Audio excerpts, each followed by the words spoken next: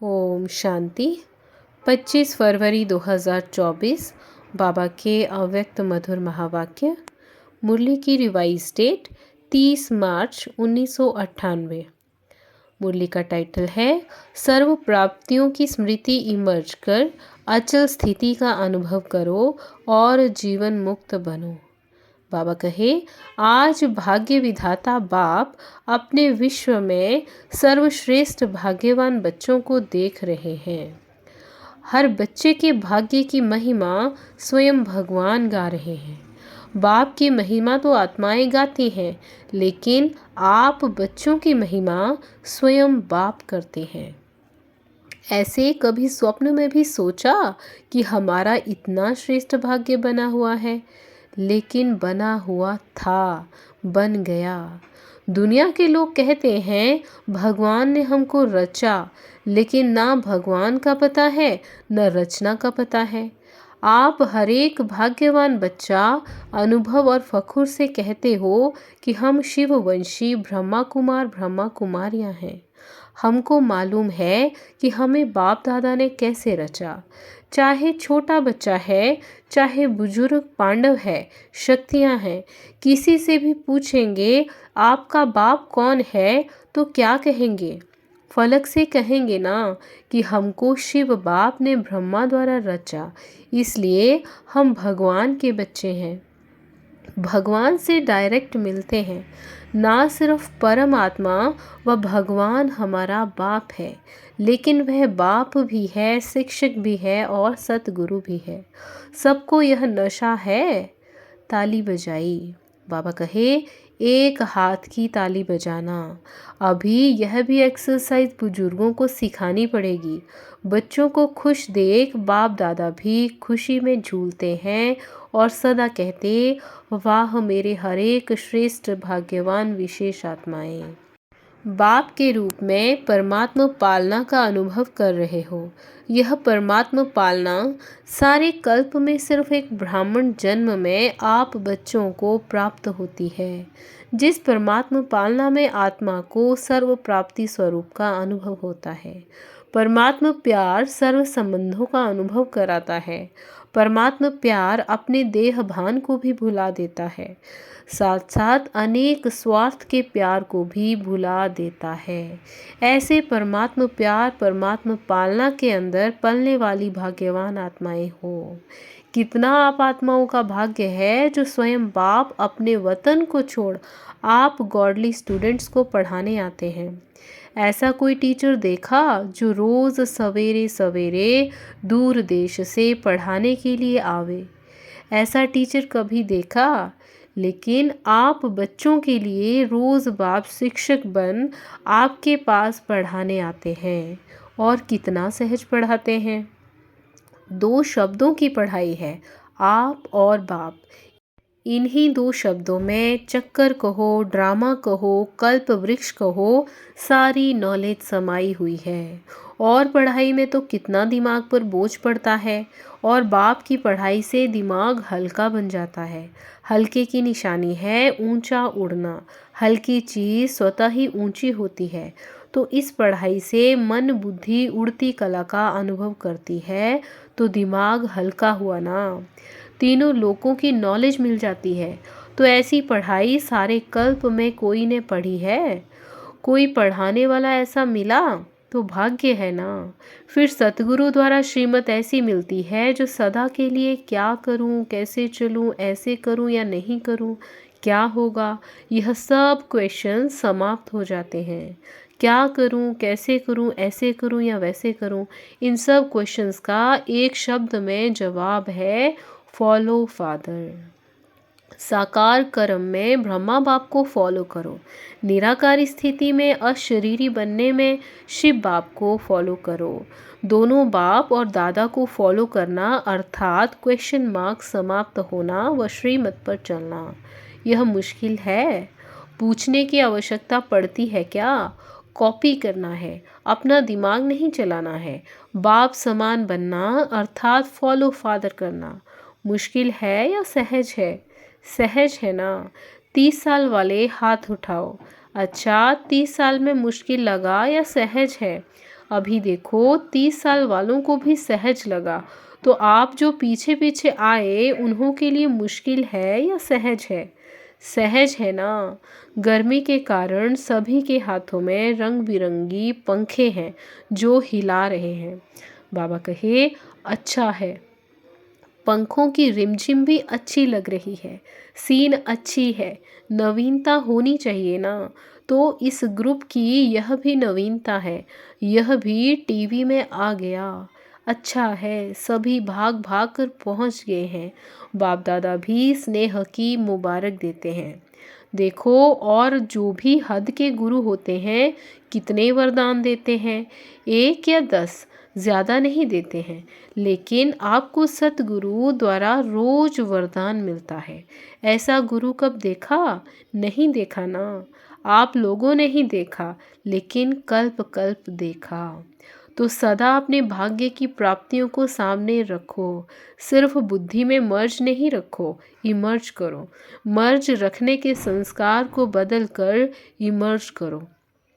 अपनी प्राप्तियों की लिस्ट सदा बुद्धि में इमर्ज रखो। जब प्राप्तियों की लिस्ट इमर्ज होगी तो किसी भी प्रकार का विघ्न बार नहीं करेगा, वह मर्ज हो जाएगा और प्राप्तियां इमर्ज रूप में रहेंगी। बाप दादा जब सुनते हैं कि आज किसी भी कारण से कोई कोई बच्चे मेहनत करते हैं, युद्ध करते हैं, योग लगाने चाहते लेकिन लगता नहीं है, सोल कॉन्शियस के बदले बॉडी कॉन्शियस में आ जाते हैं, तो बाप दादा को अच्छा नहीं लगता है। कारण क्या? अपने भाग्य की प्राप्तियां इमर्ज नहीं रहती, मर्ज रहती हैं। फिर जब कोई याद दिलाता है तो सोचने लगते हैं होना तो ऐसे चाहिए। इसलिए बहुत सहज पुरुषार्थ है, प्राप्तियों को इमर्ज करो। जब से ब्राह्मण बने तब से अपने भाग्य को स्मृति में रखो। हलचल में नहीं आओ, अचल बनो। क्योंकि यहाँ आबू में यादगार क्या है? अचल घर है या हलचल घर है? अचल घर है ना। यह किसका यादगार है? आपका यादगार है ना। तो जब भी कोई सूक्ष्म पुरुषार्थ का मार्ग मुश्किल लगे, बुद्धि ज़्यादा हलचल में हो, तो अपने यादगार को स्मृति में लाओ। कई बार बच्चे ज्ञान के पॉइंट बोलते भी हैं कि मैं आत्मा हूँ, ड्रामा है, यह तो विघन है, यह तो साइड सीन है, बोलते भी रहते लेकिन हिलते भी रहते, हिलते हिलते बोलते रहते। जब ऐसी बुद्धि बन जाए जो अचल नहीं हो सके तो मधुबन का अचल घर याद रखो। यह तो स्थूल चीज़ है ना, सूक्ष्म तो नहीं है, आंखों से देखने की चीज़ है। मेरा यादगार अचल घर है, हलचल घर नहीं है। क्योंकि बाप दादा इस वर्ष को सर्व बच्चों के प्रति मुक्ति वर्ष मनाना चाहते हैं। ऐसा नहीं हो हाथ उठवाएं तो कोई का उठे, कोई का नहीं उठे। नहीं, सभी खुशी खुशी से हाथ की ताली बजावे। सभी बजाने लगे। बाबा कहे, चलो अभी बजा दी तो ठीक है, लेकिन ऐसे ही बाप दादा इस वर्ष के समाप्ति में इतनी जोर से ताली बजाते देखें। अभी तो बजाई, अच्छा है, लेकिन तब भी बजाना। बजाएंगे। देखो, हाथ की ताली बजा के तो खुश कर दिया, लेकिन बाप दादा नए वर्ष में जो अपना 18 जनवरी विशेष ब्रह्मा बाप के शरीर से मुक्त होने का दिन है, तो 18 जनवरी में बाप दादा फिर हाथ उठवाएंगे कि मुक्ति वर्ष मनाया या सिर्फ सोचा। मनाना है, मनाना है। सोचते तो नहीं रह गए। स्वरूप में लाया व सोचते सोचते लास्ट में भी सोचते रहेंगे। यह रिजल्ट बाप दादा देखने चाहते हैं। दिखाएंगे। अच्छा, याद रहेगा ना। प्राप्तियों को सामने रखो। बाप की याद के साथ बाप ने जो दिया वह भी इमर्ज करो। क्या बनाया और क्या मिला। बाप दादा इस वर्ष के बाद हर बच्चे को जीवन मुक्त स्थिति में देखेंगे। भविष्य में जीवन मुक्त होंगे, लेकिन संस्कार जीवन मुक्त के अभी से ही इमर्ज करने हैं। और निरंतर कर्मयोगी, निरंतर सहजयोगी, निरंतर मुक्त आत्मा के संस्कार अभी से अनुभव में लाओ। क्यों? बाप दादा ने पहले भी इशारा दिया है कि समय का परिवर्तन आप विश्व परिवर्तक आत्माओं के लिए इंतजार कर रहा है। प्रकृति आप प्रकृति पति आत्माओं का विजय का हार लेके आवाहन कर रही है। समय विजय का घंटा बजाने के लिए आप भविष्य राज्य अधिकारी आत्माओं को देख रहे हैं कि कब घंटा बजाएं। भक्त आत्माएं वह दिन सदा याद कर रही हैं कि कब हमारे पूज्य देव आत्माएं हमारे ऊपर प्रसन्न हों और हमें मुक्ति का वरदान देंगी। दुखी आत्माएं पुकार रही हैं कि कब दुख हरता सुख करता आत्माएं प्रत्यक्ष होंगी। इसलिए यह सब आपके लिए इंतज़ार व आवाहन कर रहे हैं। इसलिए हे रहमदिल विश्व कल्याणकारी आत्माएं, अभी इन्हों के इंतज़ार को समाप्त करो। आपके लिए सब रुके हैं। आप सब मुक्त हो जाओ तो सर्वात्माएं प्रकृति भगत मुक्त हो जाएं। तो मुक्त बनो, मुक्ति का दान देने वाले मास्टर दाता बनो। अभी विश्व परिवर्तन की जिम्मेवारी के ताजधारी आत्माएं बनो। जिम्मेवार होना, बाप के साथ मददगार हो। क्या आपको रहम नहीं आता? दिल में दुख के विलाप महसूस नहीं होते? हे विश्व परिवर्तक आत्माएं, अभी अपनी जिम्मेवारी की ताजपोशी मनाओ।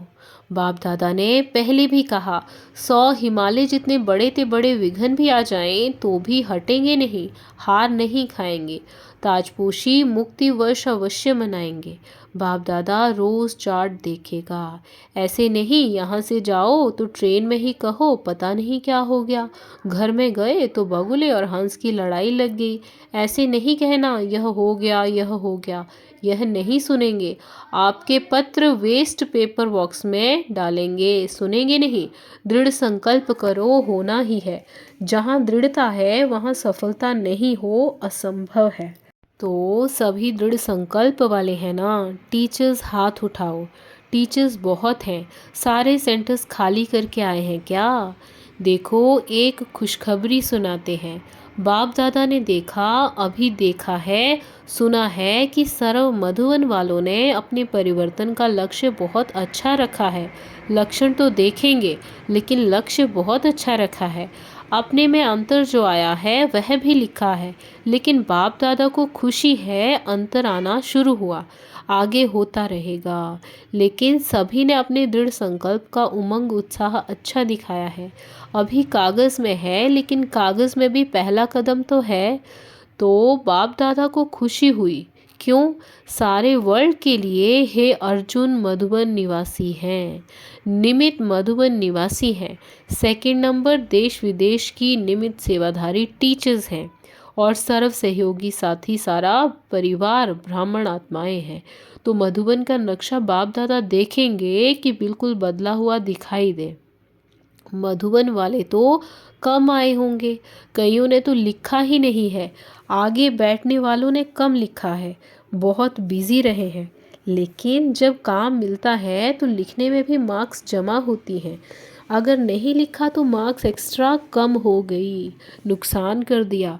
जो भी डायरेक्शन मिलते हैं डायरेक्ट बाप द्वारा मिलते हैं, चाहे निमित आत्माएं दादियों द्वारा मिलते हैं, उसको रिगार्ड देना अति आवश्यक है। इसमें ना बहाना देना ना अलबेलापन करना। आगे के लिए बाप दादा बता देता है कि मार्क्स जमा नहीं हुई, इसलिए इसको महत्व देना अर्थात महान बनना। हल्की बात नहीं करो। बच्चे बड़े चतुर हैं, कहेंगे बाप दादा तो जानते ही हैं ना। जानते तो हैं लेकिन कहा क्यों? जानते हुए कहा ना, तो ऐसे छुड़ाना नहीं चाहिए। बहुत ऐसे कार्य हैं छोटे छोटे जिसको हाजी करने में एक्स्ट्रा मार्क्स जमा होती है। कई ऐसे स्टूडेंट्स हैं जो किसी भी पास्ट के संस्कार के वश बहुत अच्छे उमंग उत्साह में बढ़ते हैं, लेकिन कोई ना कोई सुनहरी धागा, बहुत महीन धागा उनको आगे बढ़ने नहीं देता। वह समझते भी हैं कि यह महीन धागा रहा हुआ है, लेकिन ही कहेंगे। लेकिन ऐसे भी पुरुषार्थी हैं जो छोटी छोटी कॉमन बातों में हाजी करने से मार्क्स ले लेते हैं, और हो सकता है कि वह थोड़ी थोड़ी मार्क्स इकट्ठी होते हुए वे आगे भी निकल सकते हैं। ऐसे भी बाप दादा के पास एग्जाम्पल के रूप में हैं, इसलिए सहज तरीका है छोटी छोटी हाजी करने में मार्क्स जमा करते जाओ। कट नहीं करो, जमा करो। बाकी बाप दादा ने देखा मेजॉरिटी ने अपना उमंग उत्साह अच्छा दिखाया है, इसलिए दृढ़ संकल्प के लिए विशेष उन मधुबन निवासी बच्चों को बाप दादा हाजी करने की मुबारक देते हैं। याद प्यार भी दे रहे हैं, लाख लाख गुणा याद प्यार दे रहे हैं। क्यों? मधुवन है बाप दादा के स्वरूप को प्रत्यक्ष करने का शीश महल। तो एक बात की तो खुशी है, अभी कागज में आया हुआ कर्म में लाना ही है, ठीक है ना? अच्छा, मुबारक हो। अभी अगर आप सभी को अचानक डायरेक्शन मिले कि अभी अभी अशरीरी बन जाओ तो बन सकते हो कि हलचल होगी। क्यों? लास्ट समय का यही अभ्यास पास विद ऑनर बनाएगा। तो अभी बाप दादा भी कहते हैं, एक सेकंड में सब बातों को किनारे कर अशरीरी भव। बाबा ने ड्रिल करवाई। अच्छा, चारों ओर के अति श्रेष्ठ भाग्यवान परमात्मा पालना के अधिकारी आत्माएं, परमात्मा पढ़ाई के अधिकारी, परमात्मा सद्गुरु के वरदानों के अधिकारी, सदा दृढ़ता द्वारा सफलता के अधिकारी, सदा अखंड योगी, अचल योगी, सदा विश्व परिवर्तन की जिम्मेवारी के ताजधारी, सदा सर्व प्राप्तियों को इमर्ज रूप में अनुभव करने वाले ऐसे विशेष आत्माओं को बाप दादा का याद प्यार और नमस्ते। हम रूहानी आत्माओं की रूहानी माता पिता बाप दादा को याद प्यार, गुड मॉर्निंग और नमस्ते। शुक्रिया बाबा, शुक्रिया। बाबा कहे, अभी मुक्त वर्ष में नंबर 1 मधुवन निवासी, ठीक है? हो सकता है या मुश्किल है? हाँ जी। बाबा कहे, फिर तो बाप दादा मधुवन वालों को भी गोल्डन बैज देगा। मधुवन वालों को बैज देना है और सभी को दिया है। मधुवन वालों को मुक्त वर्ष की प्राइज देंगे। अच्छा, बैज देंगे आपको। अच्छा, आज का वरदान, ब्राह्मण जीवन में एक बाप को अपना संसार बनाने वाले स्वतः और सहज योगी भव। ब्राह्मण जीवन में एक बाप को अपना संसार बनाने वाले स्वतः और सहज योगी भव। विश्लेषण, ब्राह्मण जीवन में सभी बच्चों का वायदा है, एक बाप दूसरा ना कोई। जब संसार ही बाप है, दूसरा कोई है ही नहीं, तो स्वतः और सहज योगी स्थिति सदा रहेगी। अगर दूसरा कोई है तो मेहनत करनी पड़ती है, यहाँ बुद्धि ना जाए वहाँ जाए, लेकिन एक बाप ही सब कुछ है तो बुद्धि कहाँ जा नहीं सकती। ऐसे सहज योगी सहज स्वराज्य अधिकारी बन जाते हैं। उनके चेहरे पर रूहानियत की चमक एक रस एक जैसी रहती है। आज का स्लोगन, बाप समान अव्यक्त व विदेही बनना, यही अव्यक्त पालना का प्रत्यक्ष सबूत है। बाप समान अव्यक्त व विदेही बनना, यही अव्यक्त पालना का प्रत्यक्ष सबूत है। अच्छा, ओम शांति, ओम शांति।